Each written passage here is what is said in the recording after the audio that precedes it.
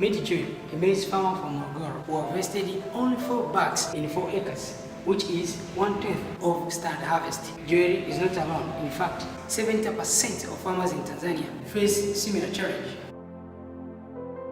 If Joel had advised to our services, he will have known better how to fertilize on his farm, knew beforehand that he has pests in his farm, as well as being advised on water requirement for his plants. AgroSense does all this using drone for agriculture coupled with agriculture sensor.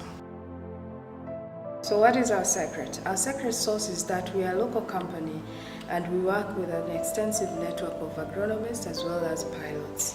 So we're fast in delivering our services.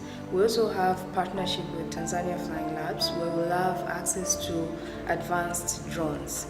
But we also have a global view where we're working with Agrinfo in France as well as CTA in the Netherlands. So we deliver very end-to-end services, we're fast and we're a local company.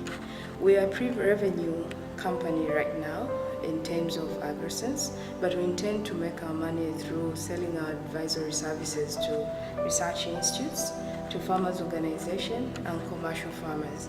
We also intend to sell business insights to insurers as well as farm input suppliers. Our business plan for the next year shows that we'll have a net profit margin of 33%. Our objective for this pitch is to win the challenge, and we'll use the 10 million that we'll win towards proof of concept. 65% of the money will go towards buying a normal camera and software as well as a computer for processing the images. The rest of the money will go to the field transport in terms of collecting data for proof of concept and also data hosting.